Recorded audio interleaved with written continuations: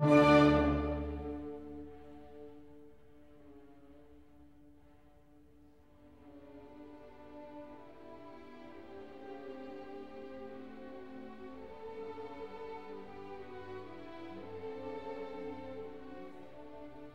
de Cthulhu par Howard Philip Lovecraft.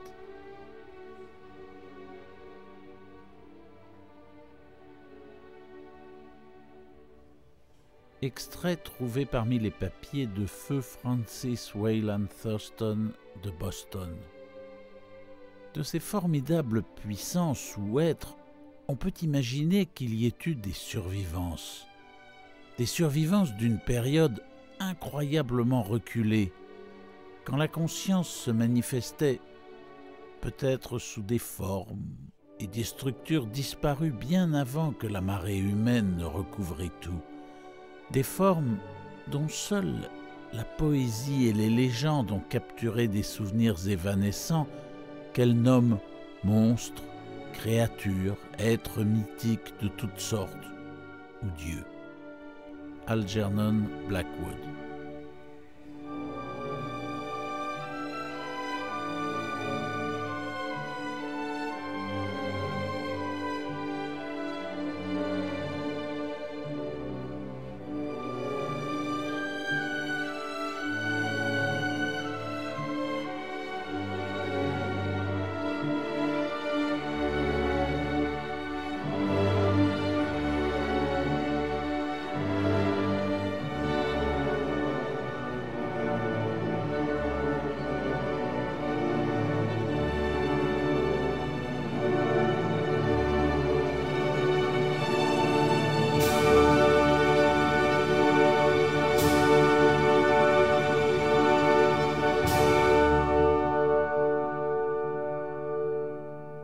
Chapitre 1.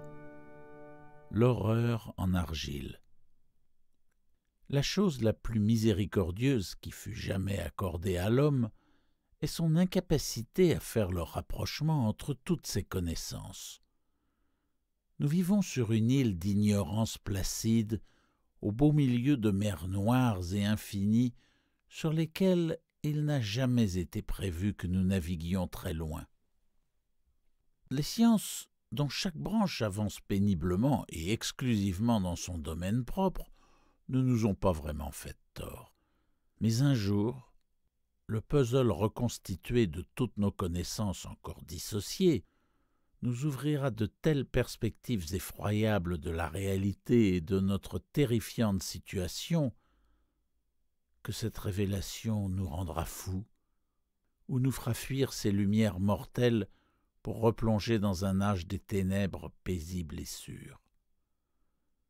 Les théosophes ont saisi la formidable grandeur du cycle cosmique où notre monde et l'humanité ne sont qu'une pitoyable perturbation. Ils ont deviné d'étranges survivances dans des termes qui nous glaceraient le sang si nous n'étions aveuglés par un optimisme mielleux. Mais ce n'est pas eux qui m'ont permis de voir des éternités interdites qui me font trembler quand j'y pense et me font basculer dans la démence lorsque j'en rêve.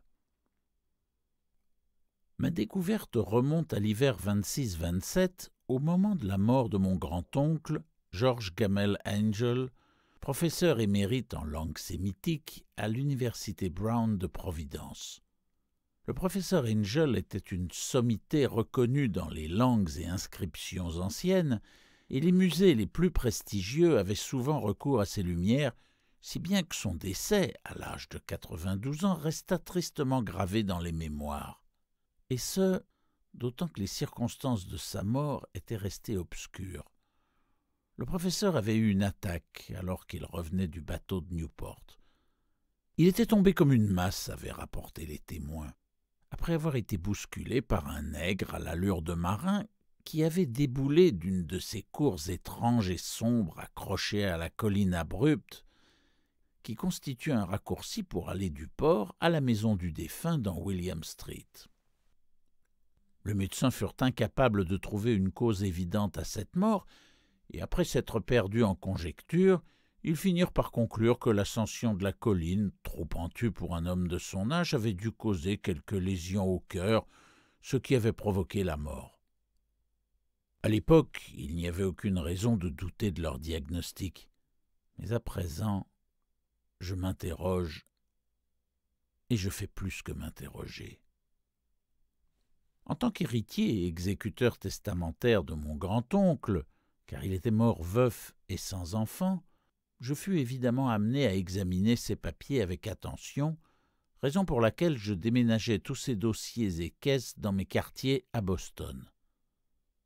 La majorité des documents que j'ai classés seront bientôt publiés par la Société américaine d'archéologie, mais parmi les cantines, il y en avait une particulièrement étrange dont je me suis refusé à dévoiler le contenu. Elle était verrouillée et je ne parvins pas à trouver la clé jusqu'au moment où il me revint que mon oncle avait toujours dans sa poche un anneau porte-clés. Je réussis enfin à l'ouvrir, mais ce fut pour me retrouver face à une adversité bien plus impénétrable. Quelle pouvait donc être la signification de cette étrange sculpture en argile, de ce fatras de notes décousues, de ces divagations incohérentes et de ces coupures que j'y découvris? Mon oncle, à l'approche de la mort, était-il devenu le jouet crédule d'impostures grossières? Je décidai de rechercher le sculpteur excentrique qui avait apparemment perturbé la tranquillité d'esprit d'un vieil homme. La sculpture, sorte de bas-relief, était un rectangle approximatif de 5 pouces sur 6, épais d'environ 1 pouce.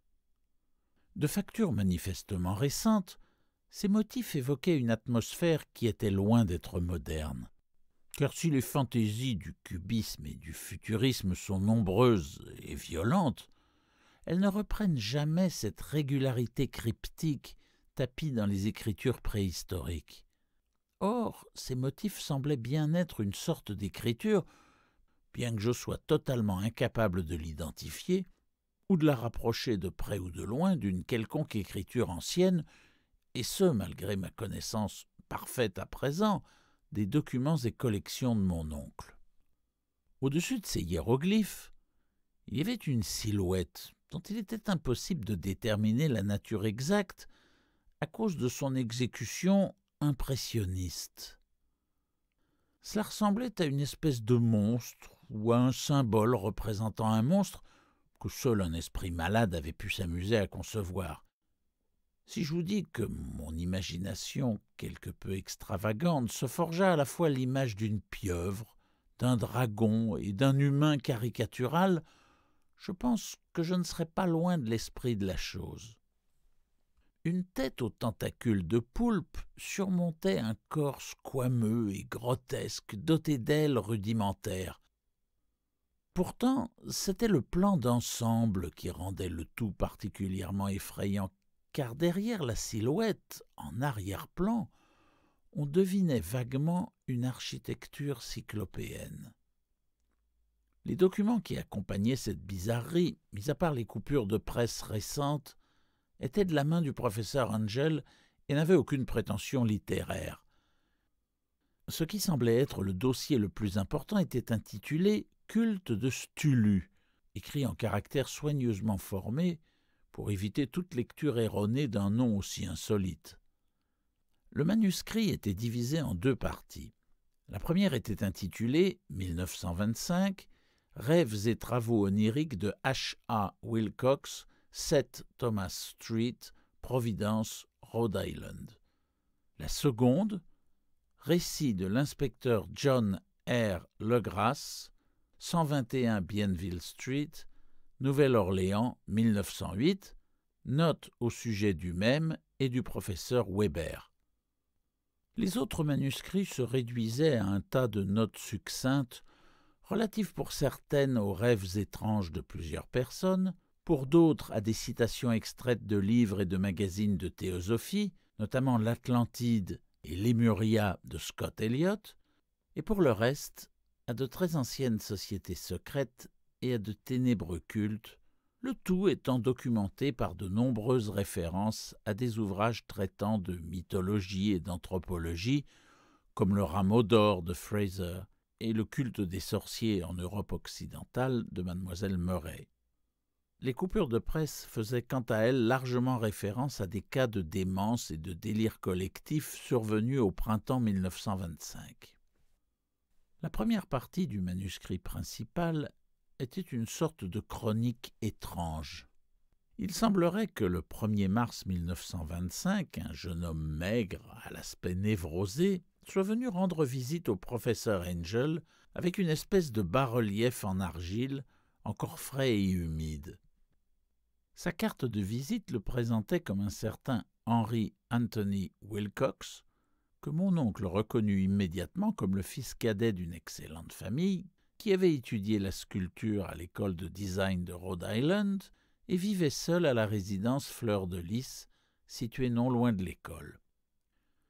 Wilcox était un garçon précoce, connu pour son intelligence mais aussi son excentricité, et depuis l'enfance, il avait attiré l'attention sur lui en racontant toutes sortes d'histoires et de rêves bizarres. Il aimait à se décrire comme psychologiquement hypersensible, mais les habitants assez conservateurs de cette vieille cité commerciale le tenaient tout simplement pour un original. Il ne fréquentait pas les autres artistes et était devenu peu à peu socialement invisible, n'étant plus connu que de quelques esthètes des villes voisines. Même le Club des Beaux-Arts de Providence, très soucieux, faut-il le dire, de son conservatisme, le décrivait comme étant tout à fait désespérant.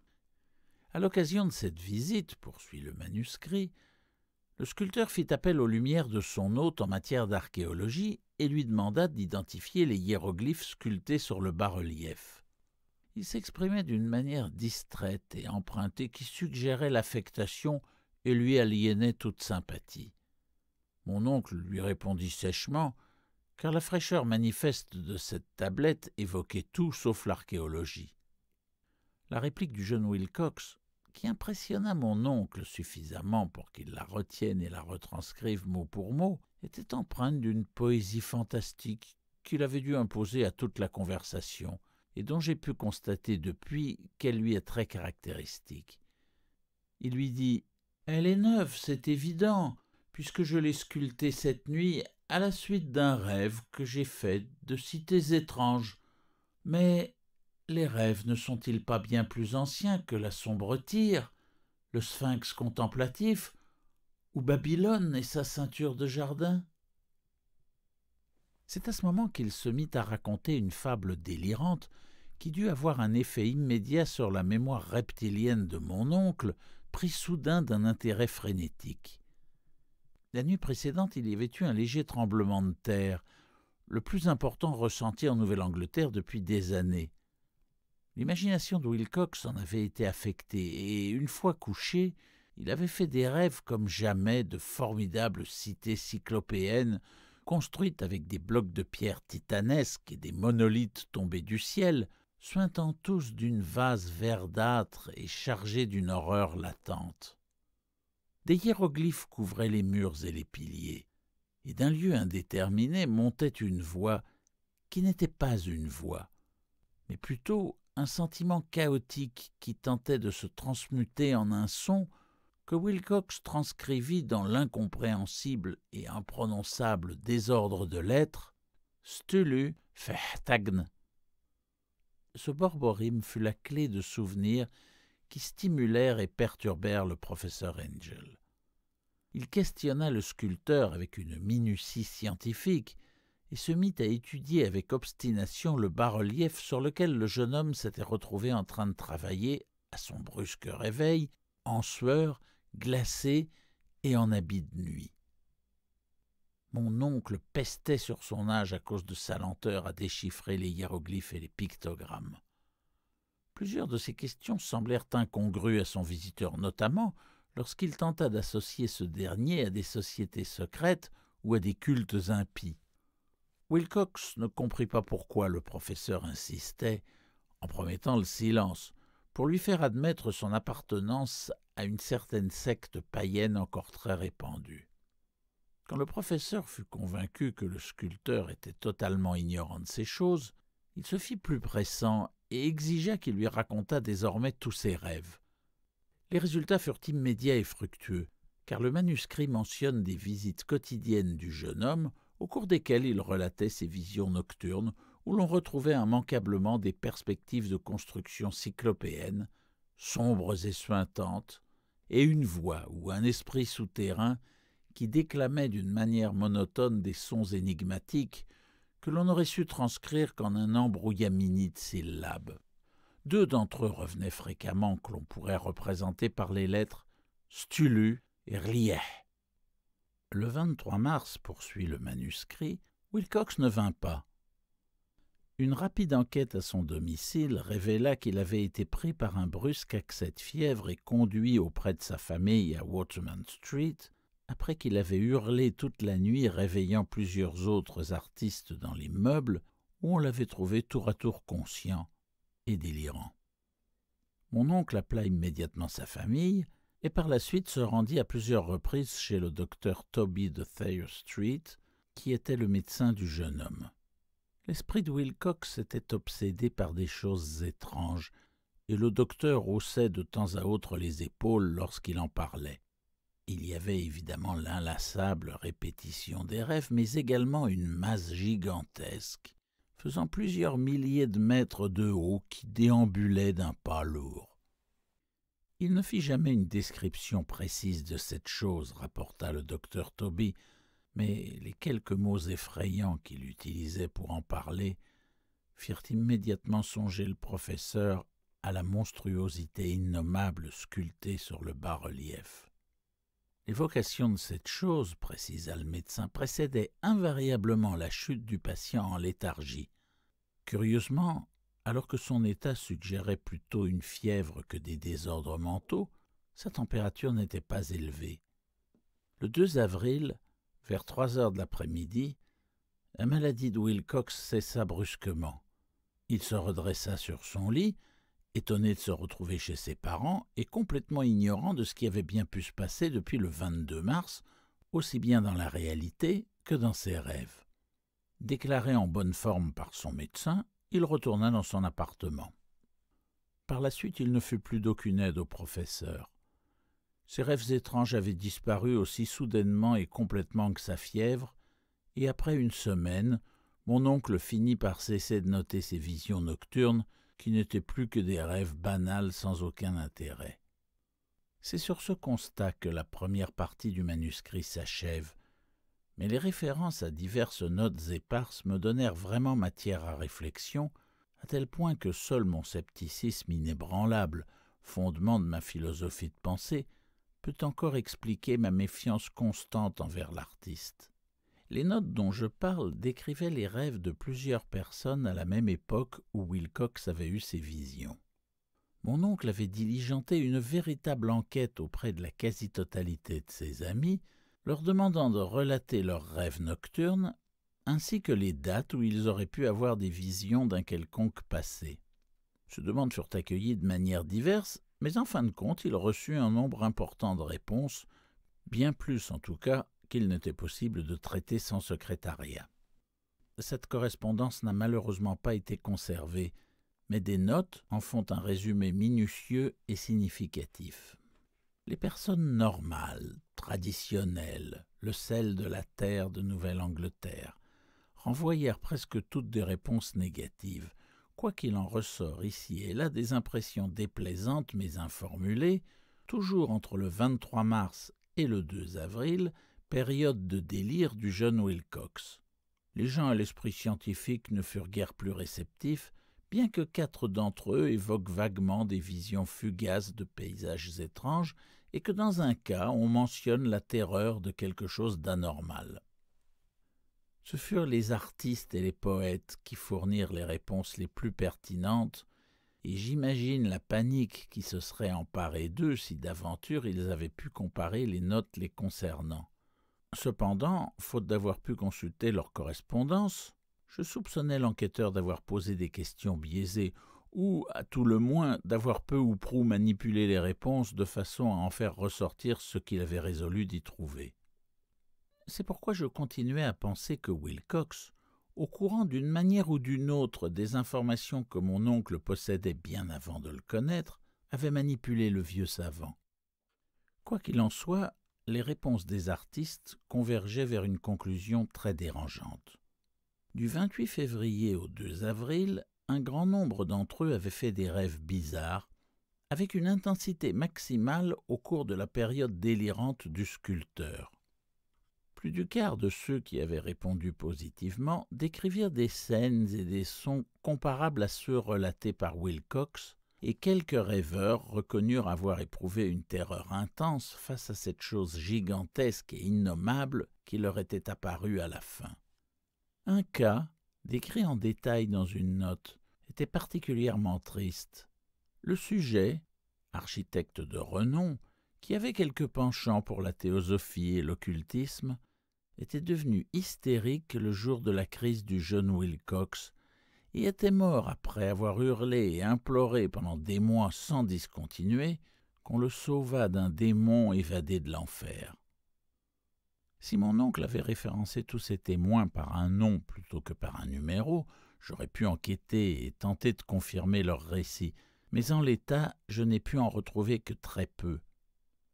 Tous, cependant, authentifièrent le contenu des notes, et je me suis souvent demandé si le reste des sujets interrogés par le professeur étaient aussi déconcertés que ceux-là. Il est mieux qu'aucune explication ne leur soit jamais fournie. Les extraits de journaux, comme je l'ai indiqué, concernaient des cas de panique, d'obsession, de comportements bizarres au cours de cette même période. Le professeur dut faire appel à une agence de coupure de presse car leur nombre était impressionnant et leur provenance du monde entier. Il y avait par exemple un suicide nocturne à Londres où un dormeur solitaire s'était défenestré après avoir poussé un hurlement. Également une lettre délirante au rédacteur en chef d'un journal sud-américain dans laquelle un fanatique visionnaire prédisait un avenir terrifiant. On trouvait aussi une dépêche de Californie qui mentionnait une secte de théosophes dont les membres arboraient des robes blanches et attendaient quelque accomplissement glorieux qui n'arrivait jamais. Tandis que des articles venus des Indes évoquaient prudemment des troubles chez les populations indigènes vers la fin du mois de mars, sans oublier les orgies vaudou qui se multipliaient à Haïti, et les rapports de postes avancés en Afrique qui faisaient état de rumeurs inquiétantes.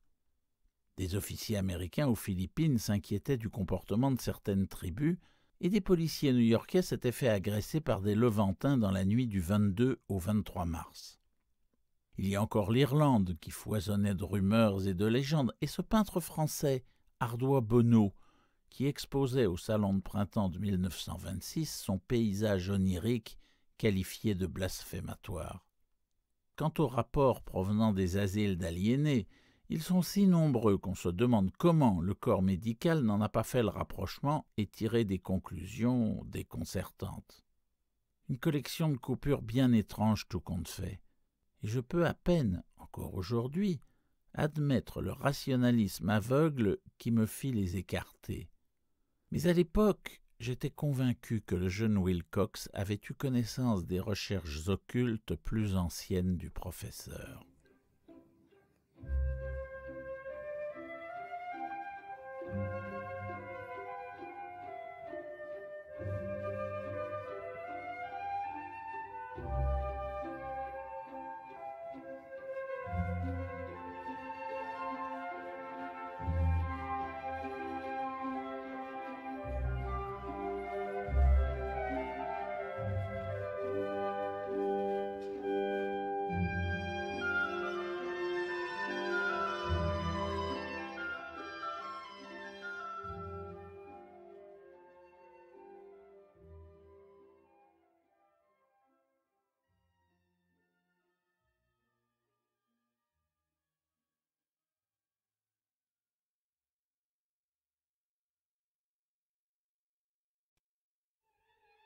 Chapitre 2.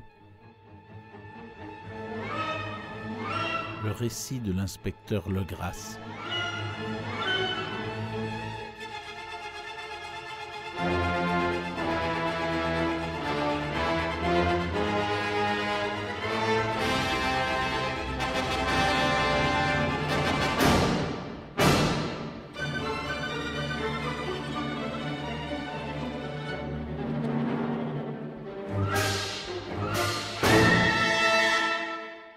Une affaire bien plus ancienne était en fait à l'origine de la fascination de mon oncle pour les rêves et le bas-relief du sculpteur. Elle faisait l'objet de la seconde partie de son long manuscrit. Il apparaît que le professeur Angel avait déjà aperçu la silhouette de l'innommable monstruosité, qu'il était resté perplexe face aux mystérieux hiéroglyphes et avait déjà entendu prononcer les syllabes effrayantes que l'on ne peut retranscrire qu'en stulu. Tout cela constituait une coïncidence si horrible et si extraordinaire qu'il ne faut guère s'étonner qu'il ait harcelé le jeune Wilcox de questions. Cette première rencontre avait eu lieu en 1908, 17 ans auparavant, au cours de l'assemblée annuelle de la Société américaine d'archéologie à Saint-Louis. Le professeur Angel, compte tenu de son autorité et de ses travaux, avait eu une place prépondérante dans toutes les délibérations et fut l'un des premiers que, profitant de cette occasion, nombre d'invités à la conférence consultèrent dans l'espoir d'obtenir des réponses à leurs questions ou un avis d'expert à leurs problèmes. Un de ces invités, devenu rapidement le point de mire et même le représentant de toute l'assemblée, était un homme entre deux âges, d'aspect ordinaire, qui avait spécialement fait le déplacement depuis la Nouvelle-Orléans en quête d'informations très particulières impossibles à obtenir là-bas.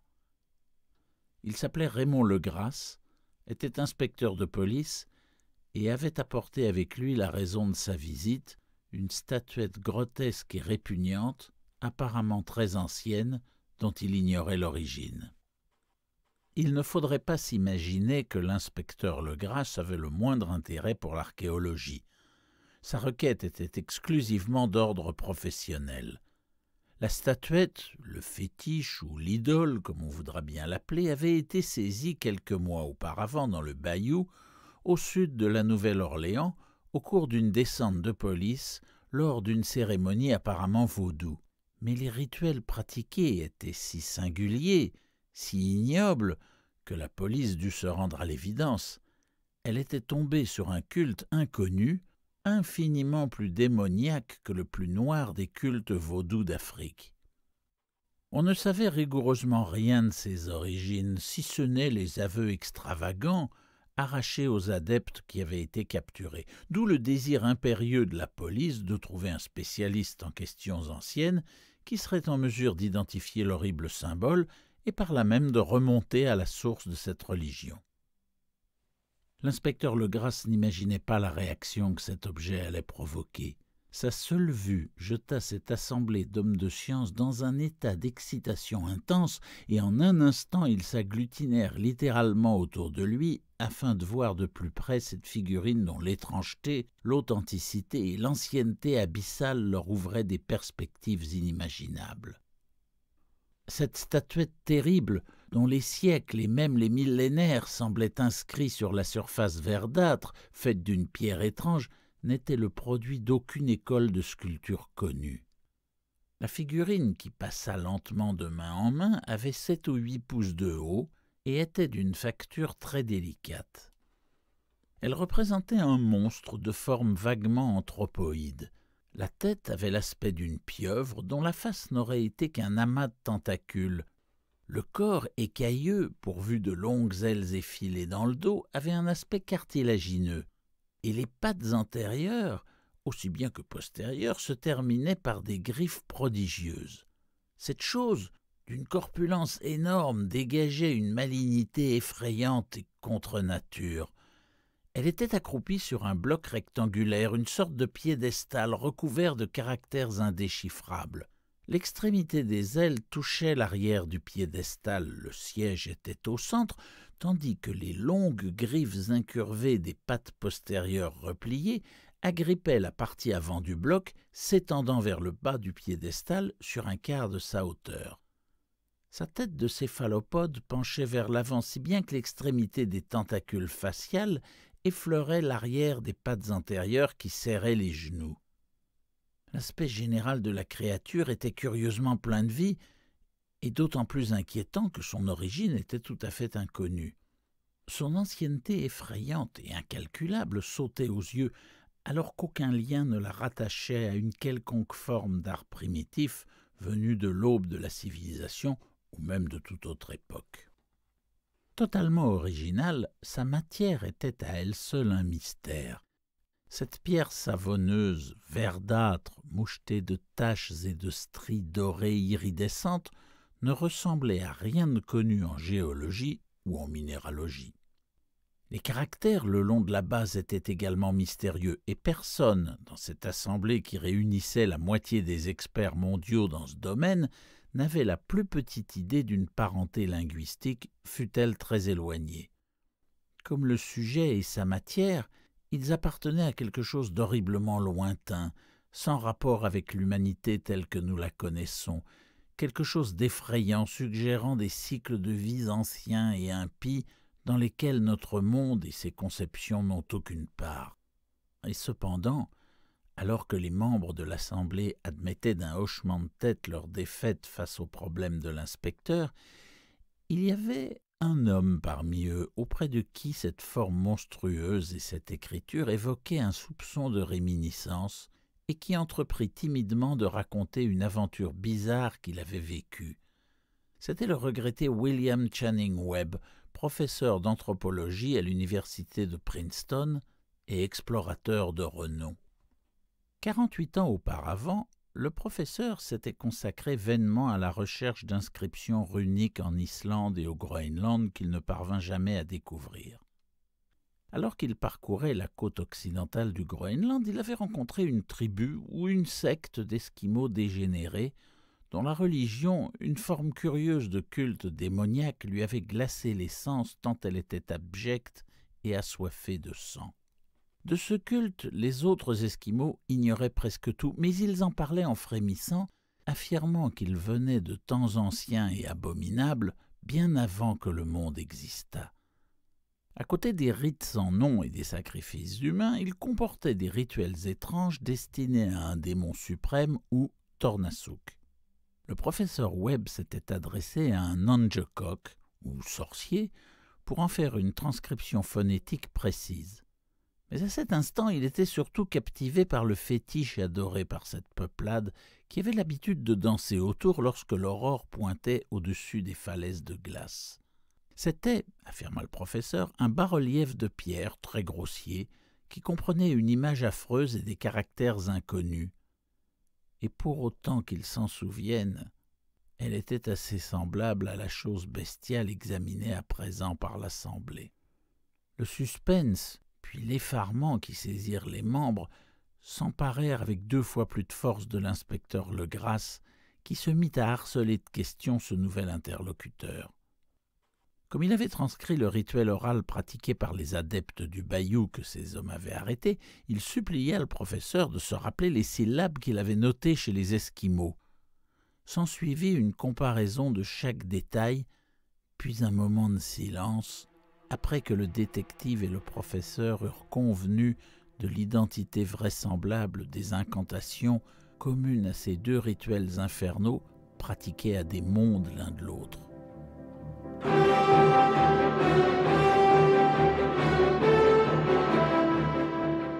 Les chants que les Nungacock esquimaux et les prêtres du marais de Louisiane psalmodiaient face à leurs idoles si similaires ressemblaient à peu près à ceux-ci. Fenglue, mengelunafre, stule, relieh, waghanagel, fhatgen. Legrasse avait un avantage sur le professeur Webb, car plusieurs de ses prisonniers lui avaient dévoilé la signification de ce texte qu'il tenait d'adeptes plus anciens. Voici cette traduction. Dans sa demeure à Rliet la morte, Stulu attend en rêvant. C'est à ce moment que, cédant à la demande générale qui se faisait pressante, l'inspecteur Legrasse commença à raconter aussi complètement que possible son aventure avec les adorateurs du marais, histoire à laquelle mon oncle accordait une signification profonde. Elle avait la saveur des rêves les plus fous des conteurs de mythes et des théosophes et révélait une imagination cosmique que l'on ne s'attend guère à trouver chez de tels métis et des parias supposés incultes. Le 1er novembre 1907, La police de la Nouvelle-Orléans avait reçu une demande désespérée provenant des marécages et des bayous du sud de l'État. Les habitants de la région, assez primitifs et accommodants, quoique fiers descendants des hommes de Lafitte, étaient terrorisés par une chose inconnue qui les avait submergés au cours de la nuit. C'était vaudou, apparemment, mais un vaudou bien plus terrible que celui auquel ils avaient déjà eu affaire. Plusieurs de leurs femmes et de leurs enfants avaient disparu depuis que le maudit tam-tam avait entonné une mélopée ininterrompue, au loin, dans les bois hantés, où personne ne s'aventurait jamais. Il y avait des hurlements d'aliénés, des cris déchirants, des incantations à vous glacer l'âme, et l'on apercevait la danse des flammes de l'enfer. L'envoyé ajouta que les braves gens n'en pouvaient plus. C'est ainsi que, tard dans l'après-midi, une escouade de 20 policiers se mit en route dans 2 voitures à cheval et une automobile, avec pour guide le messager qui tremblait de peur. À la fin de la route carrossable, ils abandonnèrent les voitures et poursuivirent à pied, pataugeant en silence pendant plusieurs miles à travers les terribles bois de cyprès où jamais la lumière du jour ne parvient. D'affreuses racines et des lianes malfaisantes de mousse espagnole les agressaient, et de temps à autre un tas de pierres humides ou un pan de mur délabré provoquait par leur évocation d'habitations morbides un sentiment de mal-être que tous les arbres difformes et les îlots de moisissure avaient contribué à faire naître. Enfin, ils arrivèrent en vue du hameau, un amas de huttes misérables, et les habitants hystériques accoururent et se pressèrent autour du groupe aux lanternes dansantes. On distinguait au loin le battement étouffé des tam-tams et, de temps à autre, un cri à vous faire dresser les cheveux sur la tête se faisait entendre quand le vent tournait. Une lueur rougeâtre filtrait à travers les fourrés, au-delà des avenues interminables de la nuit de la forêt. Préférant encore se retrouver à nouveau seuls, les habitants refusèrent de faire un pas de plus vers la scène de ces adorations impies, et l'inspecteur Legrasse s'enfonça sans guide avec ses 19 collègues dans les sombres voûtes d'une horreur telle qu'il n'en avait jamais connue à ce jour.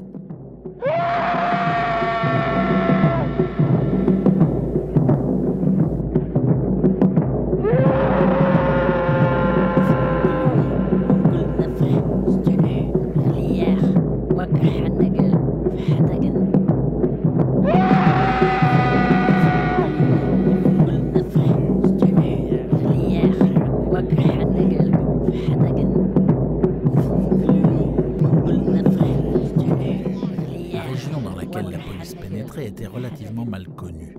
Peu fréquentée par les hommes blancs, elle avait mauvaise réputation.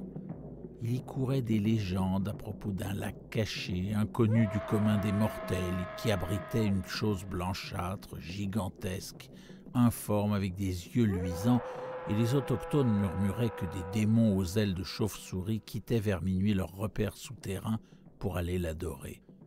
Ils ajoutaient que la chose était déjà là bien avant d'Iberville et La Salle, avant les Indiens, avant même les bêtes et les oiseaux de la forêt.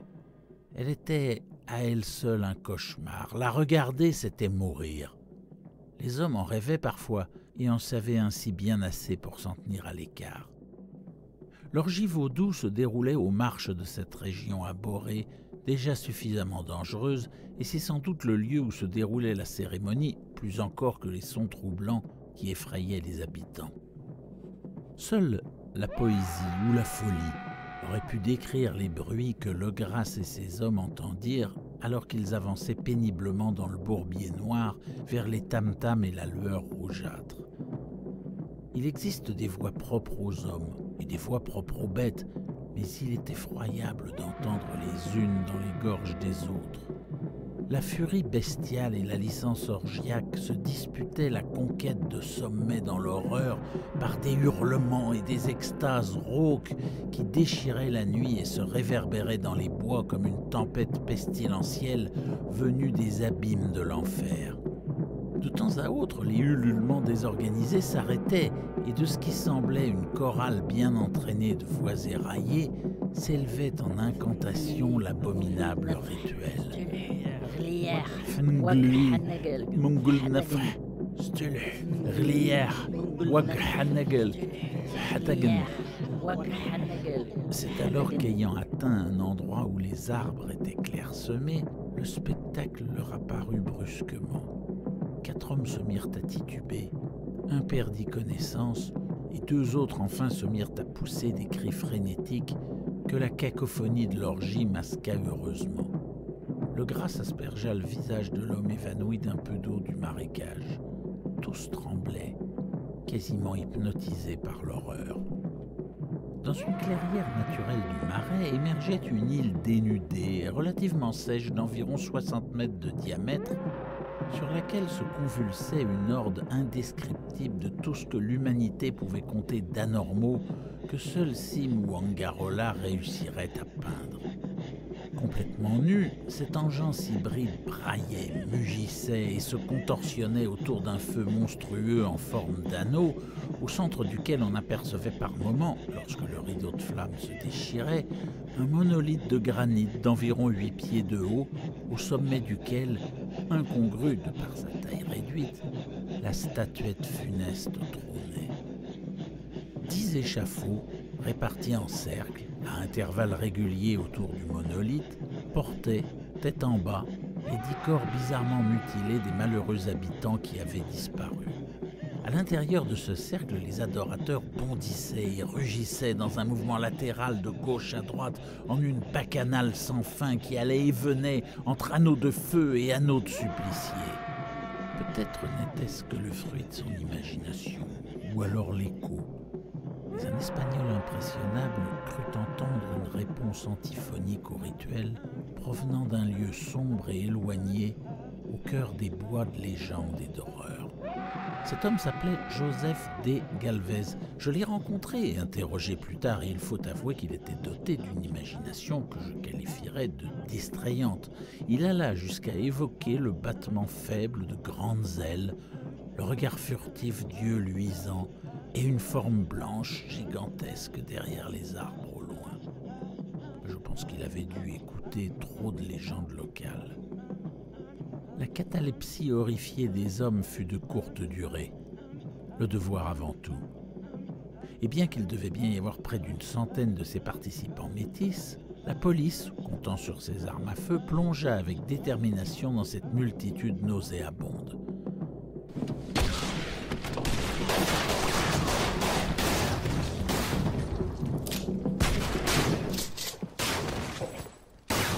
Pendant 5 minutes, il en résulta un chaos fracassant, au-delà des mots. Des coups terribles furent assénés, des coups de feu furent tirés. Quelques-uns purent s'échapper, et en fin de compte, le Grasse dénombra 47 prisonniers hagards qu'il força à s'habiller en hâte et à se ranger entre 2 lignes de policiers. 5 des adorateurs étaient morts et 2 grièvement blessés qui furent emportés par leurs coreligionnaires sur des brancards de fortune.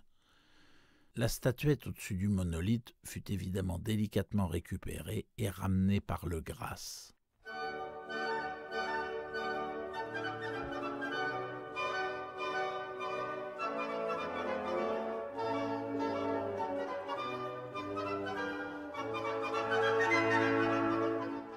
Après un voyage de retour éprouvant, les prisonniers furent examinés au quartier général.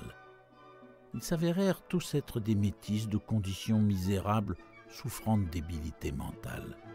La plupart étaient marins.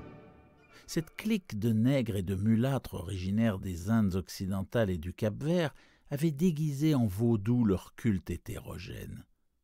Mais avant même l'interrogatoire, il était manifeste qu'on était en présence de quelque chose de plus ancien, de plus profond que le fétichisme noir. Tout dénaturés et ignorants qu'ils étaient, ces malheureux s'en tenaient avec consistance à l'idée de base de leur ignoble croyance. Ils adoraient, disaient-ils, les grands anciens, qui vivaient bien avant l'avènement des hommes et étaient venus du ciel sur une terre encore jeune. Ces grands anciens avaient à présent disparu sous la terre ou dans les océans, mais leurs dépouilles avaient raconté leurs secrets en rêve aux premiers hommes qui avaient imaginé un culte encore bien vivant de nos jours. C'était leur culte, et les prisonniers affirmèrent qu'il existait et existerait de tout temps cachés et disséminés dans les lieux les plus sombres de la terre, jusqu'au jour où le grand prêtre Stulu reviendrait de sa sombre demeure dans la magnifique cité sous-marine de R'lyeh et soumettrait à nouveau le monde. Un jour, quand les étoiles seraient prêtes, il appellerait à nouveau, et la secte qui attend depuis la nuit des temps le libérerait. Mais jusque-là, rien de plus ne devait être divulgué. Il y avait un secret qui ne devait jamais être révélé, même sous la torture. L'humanité n'était pas la seule conscience ici-bas. Des entités pouvaient s'élever de l'obscurité et rendre visite à quelques élus. Mais ce n'étaient pas les grands anciens. Nul homme n'a jamais vu les grands anciens. La statuette était celle du grand Stulu, et personne ne put dire précisément si les autres lui ressemblaient. Personne ne connaissait l'ancienne écriture, et les choses étaient transmises de bouche à oreille. 2 prisonniers seulement furent déclarés saints d'esprit et pendus. Les autres furent internés dans diverses institutions. Tous nièrent avoir participé au meurtre rituel et accusèrent les grands ailés noirs qui étaient venus depuis leur lieu de rencontre immémorial jusque dans les bois hantés. De ces adeptes mystérieux, on ne tira rien d'autre. Ce que la police réussit à découvrir venait d'un vieillard métis nommé Castro, qui prétendait avoir navigué vers des ports étranges et avoir parlé avec des prêtres immortels du culte dans les montagnes de Chine. Le vieux Castro se rappelait des bribes de légendes immondes qui reléguaient les spéculations des théosophes au rang de contes pour enfants et dépeignaient le monde et l'humanité comme un épisode récent et passager. Des ères avaient existé au cours desquelles des choses avaient régné sur la terre où elles habitaient de grandes cités. On en trouvait encore des restes, lui avait dit l'immortel chinois, dans certaines îles du Pacifique sous forme de pierres cyclopéennes. Toutes sont mortes longtemps avant l'arrivée de l'homme, mais il existait une magie qui pourrait les ressusciter quand les étoiles occuperaient à nouveau les bonnes positions dans leur cycle éternel. De fait, elles venaient elles-mêmes des étoiles et avaient apporté leur statut avec elles. Ces grands anciens, poursuivait Castro, n'étaient pas faits de chair et de sang. Ils avaient une forme, comme le prouvait cette idole venue des étoiles, mais ils n'étaient pas faits de matière. Quand les étoiles étaient à leur place, ils pouvaient passer d'un monde à l'autre, mais à l'inverse, dans une mauvaise configuration, ils ne pouvaient plus vivre. Cependant, ils ne mouraient jamais, reposant dans les immenses demeures de pierre de la grande cité de R'lyeh, protégés par des sorts lancés par le grand Stulu, dans l'attente d'une résurrection glorieuse, quand le ciel et les étoiles seraient à nouveau alignés pour eux. Et lorsque ce temps arriverait, des forces extérieures devaient les aider à se libérer, car les sorts qui les préservaient intacts les empêchaient en même temps de faire le premier pas, et ils gisaient ainsi, éveillés dans l'obscurité, pensant, pendant que des millions d'années s'écoulaient. Ils savaient tout ce qui se passait dans l'univers, car ils communiquaient par transmission de pensée. En ce moment même, ils parlaient depuis leur tombe. Quand après une ère de chaos interminable, les premiers hommes étaient apparus, les grands anciens s'adressèrent aux plus réceptifs en s'immisçant dans leurs rêves, car c'était le seul moyen pour que leur langage atteigne l'esprit de ces mammifères aliénés à la chair. Alors, chuchota Castro, ces premiers hommes créèrent un culte autour de petites idoles que les grands anciens leur avaient révélées, des idoles ramenées des étoiles en des temps imprécis. Ce culte se perpétuerait jusqu'à ce que les étoiles entrent dans la bonne configuration, et alors les prêtres sortiraient le grand Stulu de sa tombe afin qu'il redonne vie à ses sujets et reprenne sa domination sur la terre. Ce temps serait facile à reconnaître, car l'humanité aurait évolué pour devenir comme les grands anciens, libre et sauvage, au-delà du bien et du mal, sans loi ni morale, hurlant, tuant et s'adonnant au plaisir. Alors les grands anciens libérés leur apprendraient de nouvelles manières d'hurler, de tuer et de s'amuser, et toute la terre se consumerait dans un holocauste libertaire et extatique. En attendant, le culte se devait, à l'aide de rites appropriés, de garder en vie le souvenir de ces voix anciennes et de transmettre en secret la prophétie de leur retour. Dans les premiers temps, des élus avaient pu parler en rêve avec les grands anciens, mais un événement s'était produit. R'lyeh, La grande cité de pierre, avec ses monolithes et ses sépulcres, avait été engloutie par les flots, et les eaux profondes, emplies du mystère primal que même les pensées ne peuvent traverser, avaient rompu la communication spectrale. Cependant, le souvenir ne s'éteignit pas, et les grands prêtres affirment que la cité se relèverait un jour, quand les astres seraient bien alignés.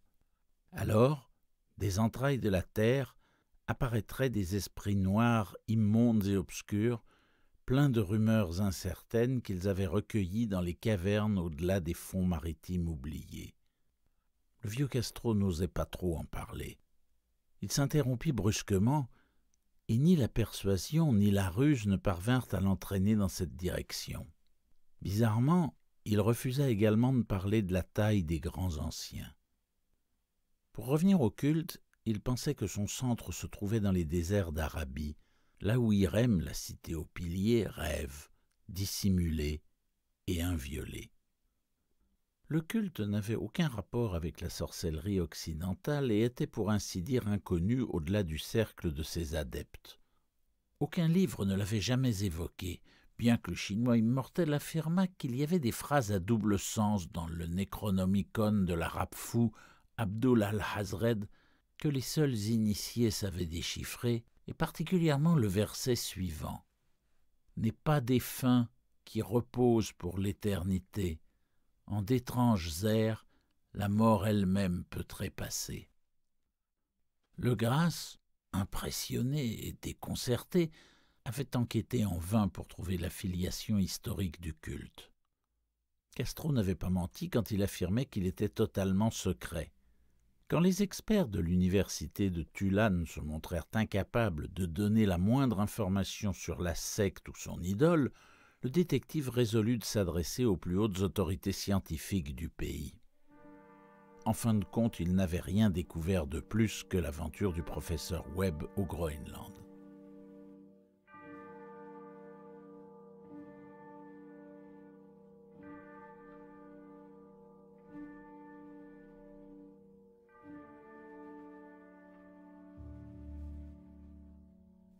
L'intérêt fébrile que suscita le récit de Le Grasse au Congrès est attesté par la correspondance abondante de tous les membres à ce sujet, bien que la publication officielle de la Société n'en ait jamais fait mention.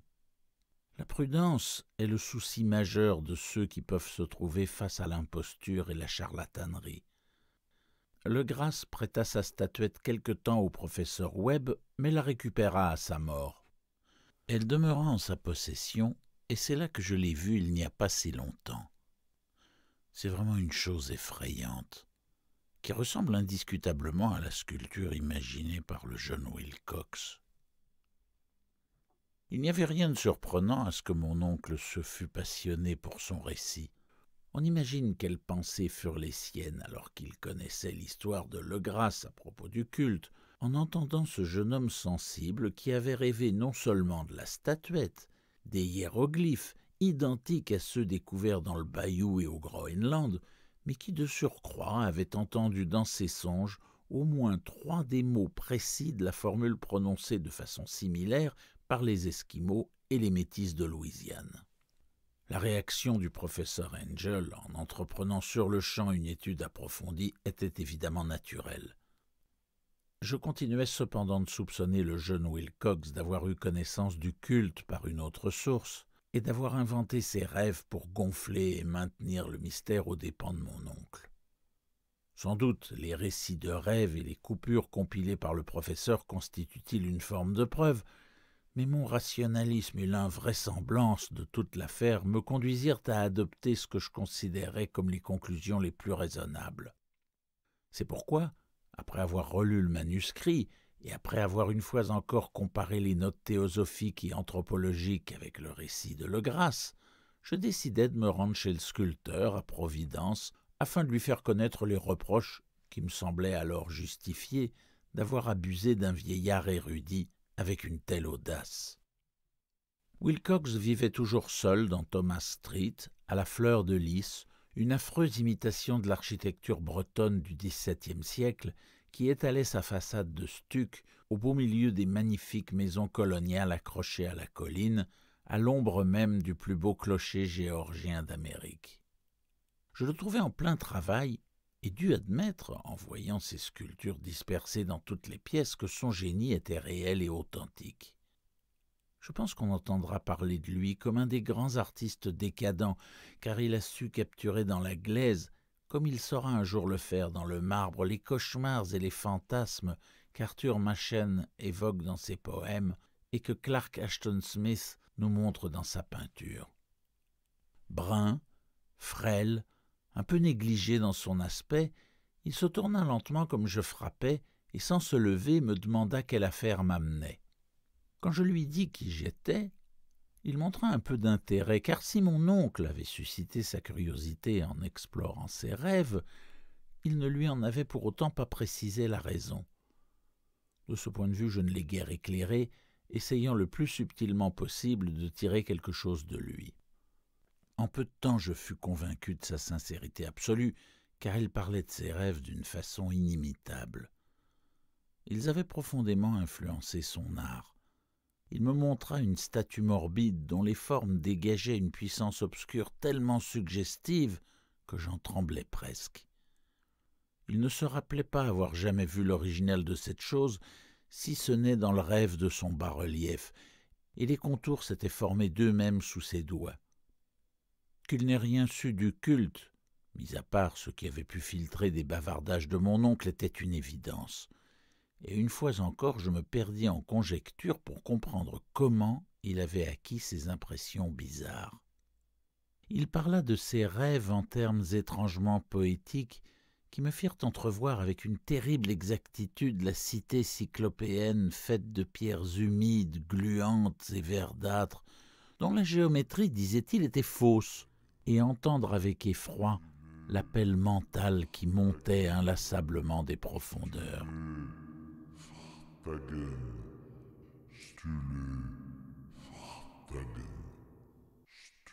Ces paroles faisaient partie du rituel effrayant qui racontait la mort éveillée de Stulu dans son tombeau harliais, et malgré mes convictions rationalistes, j'en fus ébranlé. Wilcox, pourtant j'en étais certain, avait dû entendre parler du culte par hasard dans une conversation qu'il avait oubliée, accaparé qu'il était par ses lectures et ses fantasmes tout aussi bizarres. Plus tard, car elles étaient bouleversantes, ces paroles avaient dû trouver une manière inconsciente de s'exprimer à travers ses rêves, le bas-relief et la terrible statuette que je ne parvenais pas à quitter des yeux. En fin de compte, son imposture auprès de mon oncle avait été très innocente. Le jeune homme avait ce genre à la fois affecté, un peu mal élevé que je n'ai jamais supporté. Cependant, je ne remettais plus en cause ni son génie ni son honnêteté. Je pris congé amicalement, en lui souhaitant tout le succès que son talent méritait. La question du culte continuait de me fasciner, et je me voyais un jour célèbre pour avoir mené mes recherches sur ses origines et ses liens avec d'autres religions. Je me rendis à la Nouvelle-Orléans où je pus rencontrer Legrasse et quelques-uns des vétérans de cette ancienne expédition policière, voir également l'ignoble idole et enfin interroger les métis emprisonnés qui avaient survécu.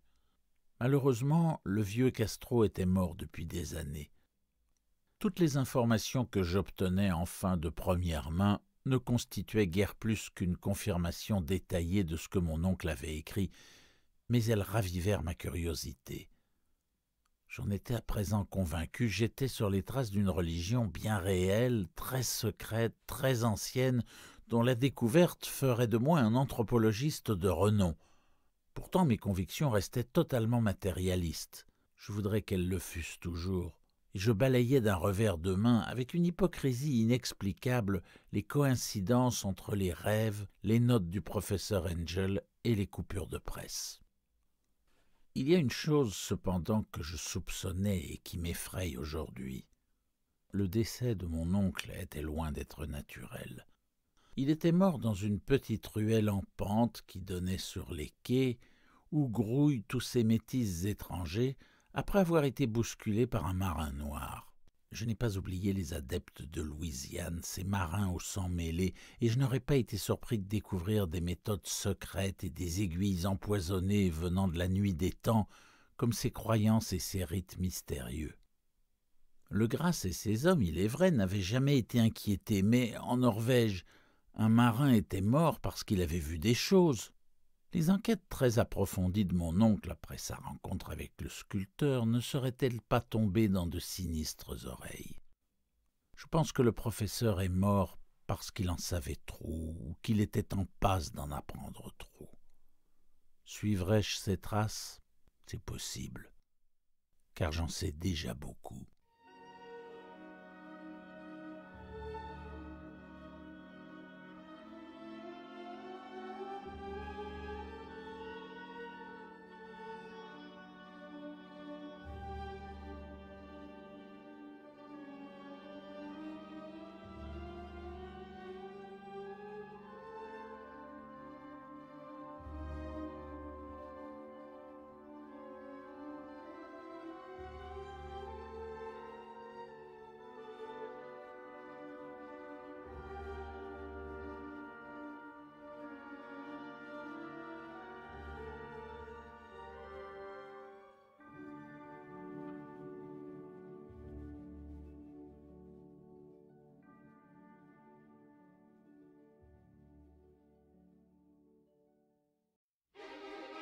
Chapitre 3. La folie venue de la mer.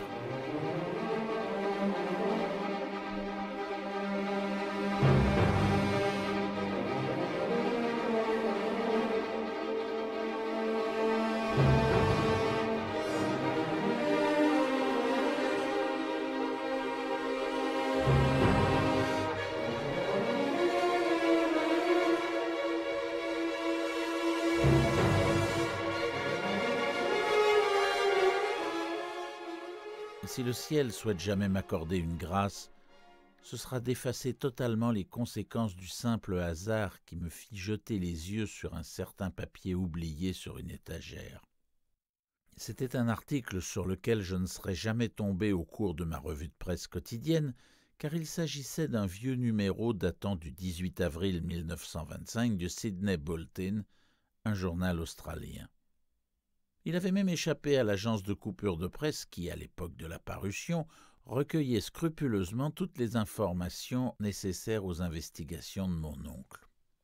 J'avais en grande partie renoncé à mes recherches sur ce que le professeur Angel appelait le culte de Stulu, et j'étais allé à Paterson, New Jersey, pour rendre visite à un érudit de mes amis, conservateur du musée local et minéralogiste de renom. Un jour, comme j'examinais des spécimens de réserve rangés grossièrement sur une étagère dans une remise du musée, mon regard fut attiré par une étrange image sur un vieux journal étendu sous les pierres. C'était le Sydney Bulletin que j'ai mentionné plus haut, car mon ami avait des correspondants dans tous les pays possibles et imaginables, et l'image était une photogravure d'une hideuse figurine de pierre, presque identique à celle que le Grasse avait trouvée dans les marais. Je débarrassai impatiemment la page des précieux spécimens, puis parcourus l'article en détail, un peu déçu de constater qu'il n'était pas très long. Ce qu'il suggérait, cependant, était d'une importance considérable pour mon enquête qui était au point mort, et je découpai aussitôt la feuille. Le texte en était le suivant. Une mystérieuse épave retrouvée en mer. Le vigilant arrive en remorquant un yacht néo-zélandais en perdition. Un survivant et un mort retrouvés à bord. Récit d'une terrible bataille et de décès en mer. Marin rescapé refuse de révéler les détails de son étrange aventure. Curieuse idole trouvée en sa possession. Enquête doit suivre. Le cargo Le Vigilant, de la compagnie Morrison, en provenance de Valparaiso, est arrivé à quai à Darling Harbour en remorquant le yacht vapeur Alert de Dunedin, Nouvelle-Zélande, très bien armé, mais avarié et hors d'état de naviguer, qui avait été aperçu le 12 avril par 34°21' de latitude sud et 152°17' de longitude ouest, avec à son bord un homme mort et un survivant. Après avoir quitté Valparaiso le 25 mars, le Vigilant avait dérivé au sud de sa route par suite d'une tempête exceptionnellement violente et de vagues démesurées. Le 12 avril, l'épave était repérée. Bien que désertée à première vue, on y découvrit en montant à son bord un survivant en train de délirer et un autre individu, à l'évidence mort depuis plus d'une semaine. Le survivant serrait contre lui une horrible statuette de pierre d'origine inconnue d'environ 1 pied de haut, dont la nature déroute totalement les autorités aussi bien de l'université de Sydney, de la Royal Society, que du musée de College Street, et que le survivant affirme avoir découverte dans un petit reliquaire dissimulé au fond de la cabine du yacht. Après avoir recouvré l'esprit, l'homme a raconté une histoire très étrange de piraterie et de massacre. Il se nomme Gustav Johansen, il est norvégien et semble doté d'une intelligence certaine. Il était second lieutenant à bord du schooner Emma d'Auckland, qui partit pour Callao le 20 février avec un équipage de 11 hommes. L'Emma, retardée et largement poussée au sud de sa route par la grande tempête du 1er mars, croisa l'Alert par 49° 51' sud et 128° 34' ouest, avec à son bord un équipage insolite de Kanaks et de métis aux mines patibulaires. Sommé de faire demi-tour, le capitaine Collins refusa, sur quoi l'étrange équipage fit feu sur le schooner sans sommation, à l'aide d'une batterie imposante de canons qui armait le yacht. Les hommes de l'Emma ripostèrent, poursuit le survivant, et bien que leur navire commençât à sombrer après avoir été touché sous la ligne de flottaison, ils parvinrent à se placer bord à bord avec leur ennemi, à l'aborder, à assaillir l'équipage du yacht sur le pont, et malgré leur léger surnombre, à les tuer tous, à cause de leur façon particulièrement horrible et désespérée, quoique finalement assez maladroite de se battre. 3 hommes de l'Emma, dont le capitaine Collins et le second Green, trouvèrent la mort au cours de l'assaut. Les 8 hommes restants, sous les ordres du second lieutenant Johansen, prirent possession du yacht et naviguèrent suivant leur cap initial, curieux de voir s'il y avait réellement un motif de leur faire demi-tour. Le lendemain, il semble qu'ils levèrent l'ancre et trouvèrent bientôt une petite île, bien que les cartes n'en indiquent aucune dans les parages. Île sur laquelle, après avoir débarqué, 6 hommes trouvèrent la mort, sans que l'on sache trop comment, bien que Johansen évoque avec réticence une chute dans un ravin.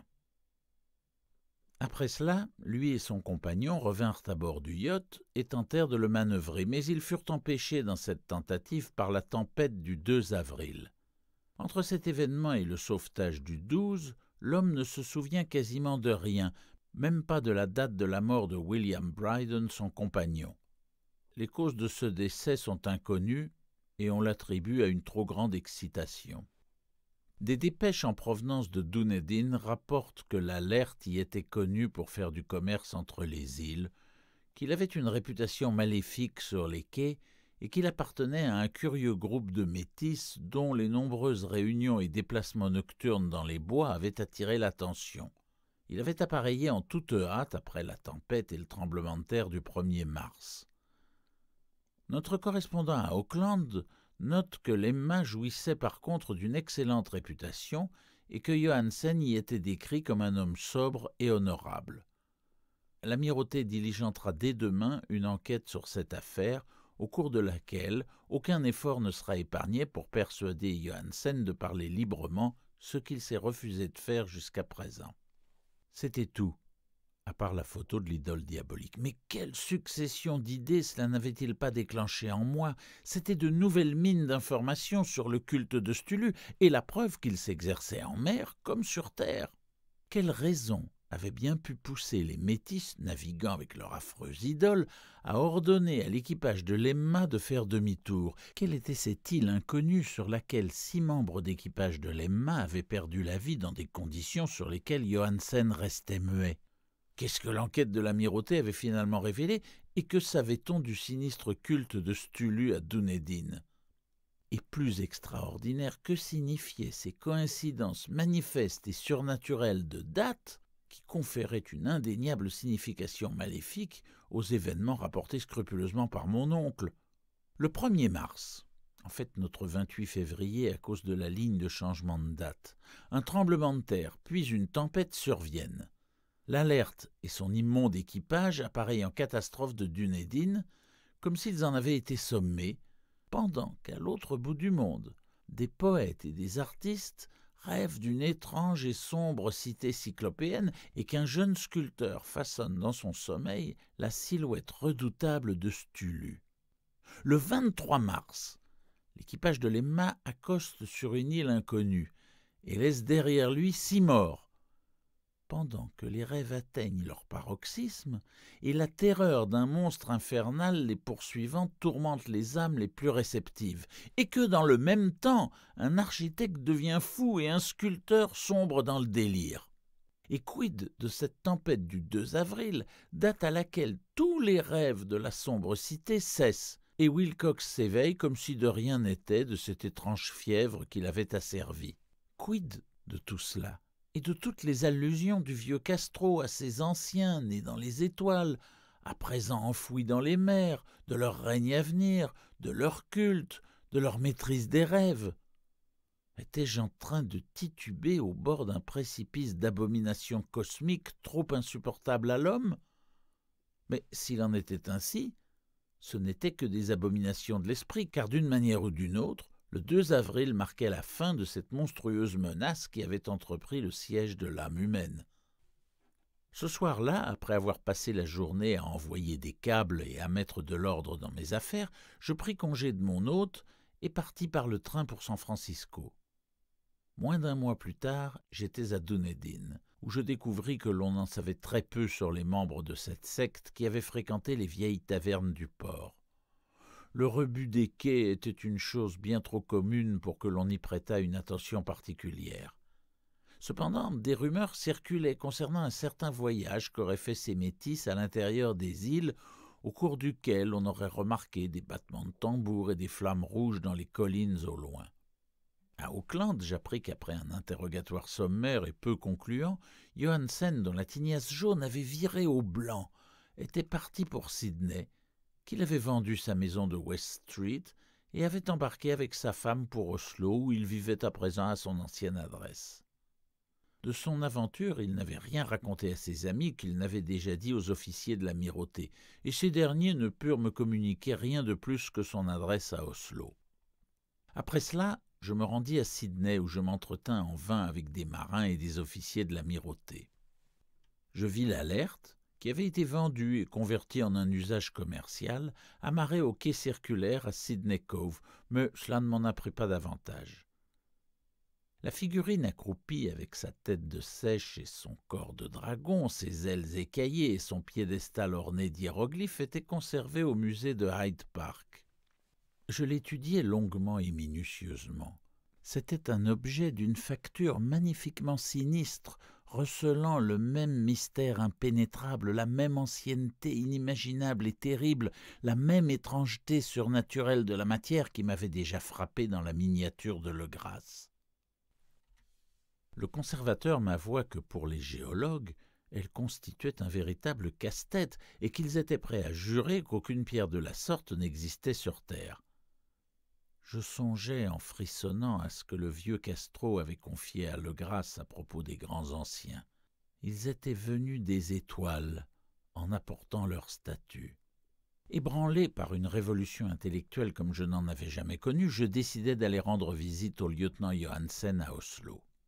À peine arrivé à Londres, je réembarquai sans attendre vers la capitale norvégienne, et un beau jour d'automne, je débarquai sur les quais bien entretenus à l'ombre de l'Egberg. La maison de Johansen était située dans la vieille ville du roi Harold Hardrada, qui conserva vivant le nom d'Oslo, pendant que, durant des siècles, la grande ville se fit passer pour Christiana. Je m'y rendis en taxi, et le cœur battant frappait à la porte d'une jolie maison ancienne à la façade enduite. Une femme au visage triste, vêtue de noir, vint m'ouvrir, et je fus envahi par la déception quand elle me dit dans un anglais chaotique que Gustav Johansen n'était plus. Il n'avait pas survécu longtemps après son retour, dit la femme, car sa mésaventure de 1925 en mer l'avait brisé. Il ne lui avait rien raconté de plus que ses déclarations publiques, mais avait laissé un long manuscrit, sur des questions techniques avait-il insisté, rédigé en anglais dans le but évident de la protéger des risques d'une lecture fortuite. Au cours d'une promenade dans les ruelles situées non loin du dock de Gothenburg, un paquet de papier était tombé de la fenêtre d'un grenier et l'avait fait trébucher. 2 marins lascars l'avaient bien aidé à se relever. Cependant, avant qu'une ambulance n'arrive, il était déjà mort. Les médecins ne trouvèrent pas de cause apparente à ce décès et l'attribuèrent à des problèmes cardiaques et une constitution affaiblie. Je sentis à ce moment me prendre aux entrailles cette sombre terreur qui ne me quittera plus jusqu'à ce que moi aussi je trouve le repos, accidentellement ou autrement.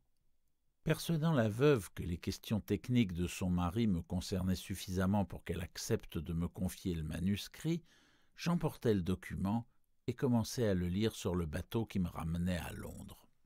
C'était un récit simple et décousu, et fort un peu naïf d'un marin pour rédiger un journal post-facto qui tentait de raconter, jour après jour, son horrible dernière traversée.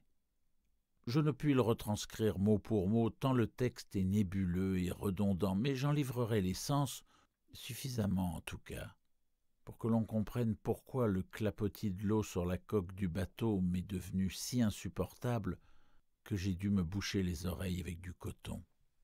Johansen, grâce à Dieu, ne savait pas tout, bien qu'il ait vu la cité et la chose, mais moi, je ne pourrai plus jamais dormir en paix, car je pense à ces horreurs qui se cachent sans répit derrière la vie, dans l'espace et le temps, à ces blasphèmes impies venus des étoiles les plus anciennes, qui rêvent sous la mer, connus et honorés par un culte de cauchemar, avide de les lâcher sur le monde, à l'occasion d'un nouveau tremblement de terre qui hissera leur monstrueuse cité au soleil et à l'air libre.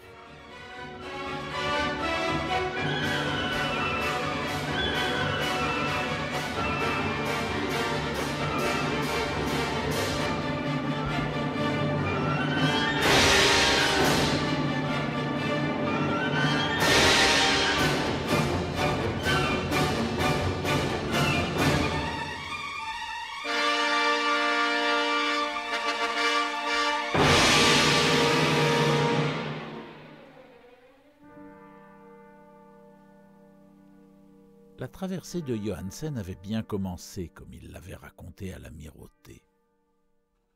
L'Emma, lestée, avait quitté Auckland le 20 février et avait subi de plein fouet la tempête provoquée par le tremblement de terre qui avait dû soulever des fonds marins les horreurs qui peuplent les cauchemars des hommes. Redevenu à nouveau manœuvrable, le bateau filait bien lorsqu'il fut attaqué par l'Alert. Je ressentis le chagrin du lieutenant quand il raconte le bombardement et le naufrage de l'Emma. Il évoque avec horreur les Noirs, adeptes du culte. Il recelait en eux une abomination particulière qui faisait de leur extermination presque un devoir, et Johansen montre un étonnement sincère face aux accusations de sauvagerie portées contre l'équipage de l'Emma lors des auditions de la commission d'enquête. Poussés par la curiosité, ils poursuivirent leur route à bord du yacht capturé, commandé à présent par le lieutenant Johansen, et arrivèrent bientôt en vue d'une gigantesque colonne de pierre qui sortait de la mer, puis, par 47° 9' sud et 126° 43' ouest, d'un îlot fait de boue, de vases et d'une construction de pierres cyclopéennes couverte d'algues qui ne pouvait être rien moins que la matérialisation de la suprême terreur de la terre, le cauchemar de la cité mortifère d'Hurley, qui avait été bâtie dans des temps incommensurablement reculés par les gigantesques et répugnantes formes qui s'étaient infiltrées sur terre en provenance de sombres étoiles. Là reposait le grand Stulu et ses hordes, dissimulés sous des voûtes verdâtres et gluantes, envoyant enfin, après des cycles incalculables, les pensées qui semaient la terreur dans les rêves des âmes sensibles et invoquant impérieusement ses fidèles à se rendre au pèlerinage de la libération et de la restauration. Cela, Johansen l'ignorait, mais Dieu sait qu'il en verrait cependant assez. Je pense que seul le sommet de la montagne, couronné par l'ignoble citadelle monolithique où reposait le grand Stulu, était sorti des eaux. Et quand j'imagine l'étendue du reste qui couve en dessous, j'ai presque envie de mettre tout de suite fin à mes jours. Johansen et ses hommes restèrent interdits devant la majesté cosmique de cette Babylone dégoulinante, havre d'anciens démons, et ils ont dû deviner par eux-mêmes que ce n'était pas une chose de ce monde ou de quelque autre planète sensée. La stupéfaction face à la taille incroyable des blocs de pierre verdâtre, à la hauteur vertigineuse du grand monolithe sculpté et à l'identité stupéfiante entre les statues colossales et les bas-reliefs et l'étrange figurine trouvée dans son écrin à bord de l'Alert, se lit de façon saisissante à chaque ligne du lieutenant terrifié. Sans rien connaître du futurisme, Johansen parvient à l'évoquer lorsqu'il parle de la cité, car plutôt que de décrire ses structures et ses bâtiments, il insiste sur l'impression générale que laissent les vastes angles et les surfaces de pierre, surfaces bien trop gigantesques pour appartenir à quoi que ce soit de convenable et de sensé pour cette terre, et sur les horribles images et hiéroglyphes sacrilèges.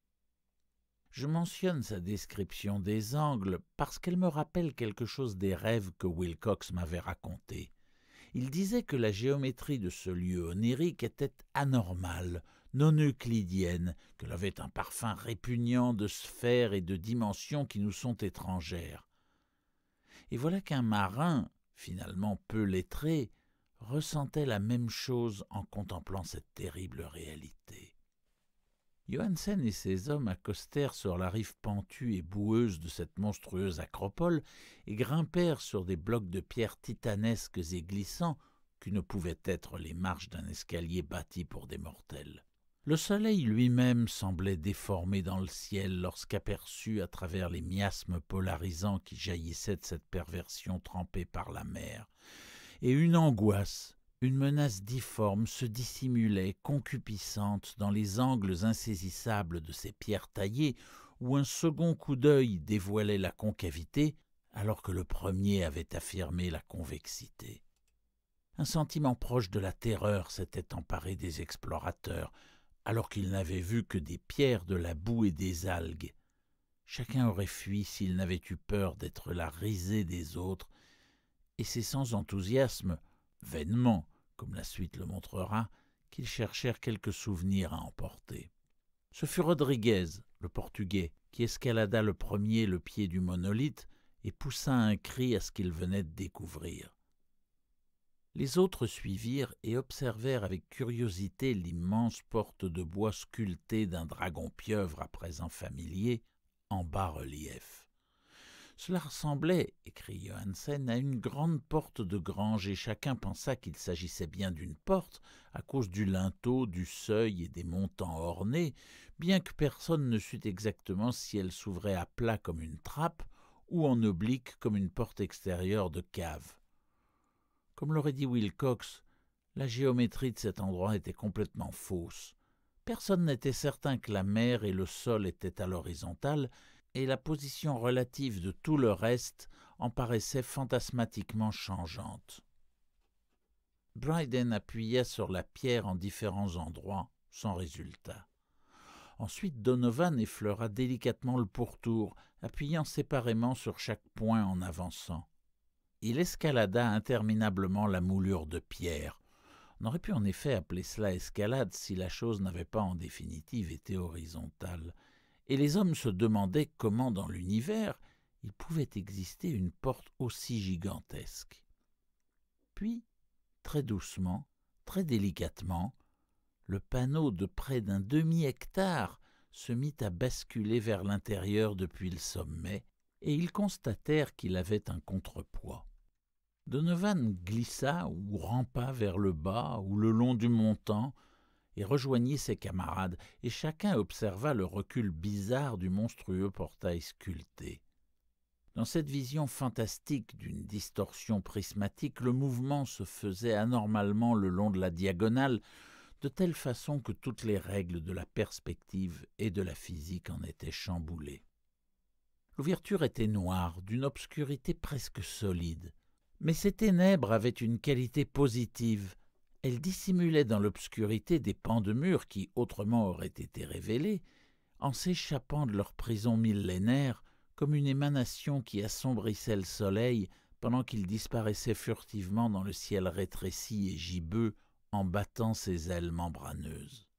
L'odeur qui s'élevait de ces profondeurs à peine ouvertes était insupportable, et après un moment, Hawkins, qui avait l'ouïe fine, crut entendre tout en bas un son désordonné et déplaisant. Chacun écouta, et ils écoutaient encore quand elle apparut, pesante, dégoulinante, forçant à tâtons son immensité gélatineuse et verdâtre à travers l'ouverture noire, vers l'air à présent vicié par le poison de cette cité de démence. L'écriture du pauvre Johansen régressait en écrivant ces lignes. Des 6 hommes qui ne regagnèrent jamais le navire, 2, suppose-t-il, moururent de terreur en cet instant maudit. La chose ne peut être décrite. Il n'existe pas de langue pour raconter de tels abîmes d'une démence aiguë et immémoriale, de telles contradictions surnaturelles de la matière, des forces et de l'ordre cosmique. Une montagne marchait ou s'abattait. Dieu, Dieu, Dieu. Comment s'étonner qu'à l'autre bout du monde, un grand architecte soit devenu fou et que le pauvre Wilcox ait déliré de fièvre dans un instant télépathique. La chose des idoles, l'excrétion verte et gluante des étoiles s'était éveillée et réclamait son dû. Les étoiles étaient à nouveau dans la bonne configuration, et ce qu'un culte ancestral n'avait pas réussi à accomplir à dessein, un équipage de marins innocents l'avait fait par hasard. Après des dizaines de millions d'années, le grand Stulu était à nouveau libre et s'extasiait de joie. 3 hommes furent balayés par ces cerfs flasques avant que quiconque n'ait pu réagir. Dieu leur accorde le repos, s'il peut encore y avoir du repos dans l'univers. C'étaient Donovan, Guerrera et Angstrom. Parker glissa, pendant que les 3 autres plongèrent frénétiquement en direction du bateau dans des perspectives infinies de roches incrustées de verre, et Johansen jure qu'il fut comme avalé par un angle de maçonnerie qui n'aurait pas dû être là, un angle aigu qui se comportait comme un angle obtus. Finalement, seuls Bryden et Johansen atteignirent le canot et ramèrent désespérément vers l'Alert, alors que la monstruosité montagneuse descendait le long des roches glissantes pour finir au bord de l'eau, hésitante et pataugeante. Le mécanicien avait pris garde de ne pas laisser la pression retomber complètement, bien que tout l'équipage eût quitté le bord, et ce fut l'affaire de quelques minutes de précipitation fiévreuse, en haut, en bas, entre la roue et la salle des machines, pour faire appareiller l'Alert. Alors, plus courageux que les cyclopes de la légende, le grand Stulu glissa dans l'eau et commença sa poursuite, soulevant des vagues gigantesques dans ses mouvements de puissance cosmique. Bryden regarda en arrière et sombra dans la folie, poussant des hurlements stridents et riant par intervalles, jusqu'à ce qu'une nuit, la mort le surprit dans sa cabine. Johansen, quant à lui, allait çà et là en délirant. Mais il n'abandonna pas. Sachant que la chose pourrait rattraper l'Alert tant que la pression ne serait pas à son maximum, il tenta une ultime manœuvre et, après avoir lancé les machines à toute vapeur, il fila sur le pont et renversa la roue. Il y eut un tourbillon effervescent dans cette mer fétide, et bénéficiant de la pression qui continuait de monter, le brave Norvégien précipita son bateau sur son poursuivant qui s'élevait au-dessus de l'écume, telle la poupe d'un galion infernal. L'immonde tête de calamar dont les tentacules se contorsionnaient atteignit presque le beaupré du yacht, mais Johansen poursuivit sa route. Il y eut une explosion, comme l'éclatement d'une vessie, puis une boue infâme, comme si on avait fendu une mole, une puanteur que seules 1000 tombes ouvertes auraient pu produire, et un son que le chroniqueur n'a pu décrire sur le papier. Pendant un instant, le bateau fut souillé par un nuage vert, âcre et aveuglant, puis il n'eut plus qu'un grouillement venimeux à la poupe où... Mais Dieu du ciel! La matière de cet innommable produit de l'espace était en train de se recombiner dans sa détestable forme originelle, pendant que l'Alert, prenait de la vitesse grâce à la pression et que la distance qui le séparait du bateau augmentait à chaque seconde. C'était fini. Par la suite, Johansen passa son temps dans la cabine à ruminer de noires pensées en fixant l'idole, veillant tout de même à se nourrir ainsi que le forcené qui continuait de rire à ses côtés. Il ne tenta plus de naviguer après sa réaction téméraire, dont le prix à payer fut un morceau de son âme. Puis la tempête du 2 avril survint et les nuages s'amoncelèrent dans le ciel et sur sa conscience. Il y eut une sensation de tourbillons spectraux dans les abîmes liquides de l'infini, de chevauchées vertigineuses sur des comètes à travers les univers tournoyants et de plongeons hystériques de l'enfer vers la lune puis de retour vers l'enfer, animés par le cœur hilar des anciens dieux difformes et des lutins du Tartare aux ailes de chauve-souris, verts et moqueurs. L'arrachant à ce rêve vint le sauvetage, le vigilant, la commission de l'amirauté, les rudes d'Unedin et le voyage de retour à l'ancienne maison auprès de Legberg. Il ne pouvait rien dire, on l'aurait pris pour un fou. Il raconterait tout avant de mourir, mais sa femme ne devait rien deviner. La mort serait une bénédiction, si seulement elle parvient à effacer les souvenirs. Voilà. C'était le document que j'ai lu et je l'ai rangé dans une boîte de fer à côté du bas-relief et des papiers du professeur Angel. J'y ajouterai mon propre compte-rendu, véritable défi pour ma santé mentale, où j'ai rassemblé les pièces d'un puzzle qui, j'espère, ne sera plus jamais reconstitué. J'ai pu apercevoir tout ce que l'univers peut receler d'horreur, et même le ciel printanier, même les fleurs de l'été, me sembleront à jamais contaminées. Mais je ne crois pas que je vivrai encore longtemps. Comme mon oncle, comme le pauvre Johansen, je vais bientôt quitter ce monde. Le culte est bien vivant et j'en sais trop. Stulu vit toujours, enfermé à nouveau, j'imagine, dans l'abîme de pierre qui l'a protégé depuis que le soleil est jeune. Sa cité maudite est à nouveau engloutie car le vigilant a pu naviguer sans encombre sur les lieux après la tempête d'avril. Mais ses ministres continuent, dans des lieux retirés, de beugler, de se dandiner et de faire des sacrifices devant des monolithes couronnés de l'idole. Il a sans doute été piégé lorsque la cité a été à nouveau submergée et qu'il se trouvait dans son abîme ténébreux. Sinon, aujourd'hui le monde hurlerait de frénésie et de terreur. Qui sait comment cela s'achèvera? Ce qui est remonté peut couler à nouveau, ce qui a coulé peut refaire surface. Cette ignominie attend et rêve dans les profondeurs, pendant que le déclin s'étend sur les cités chancelantes des hommes. Le temps viendra, mais je ne veux pas y penser.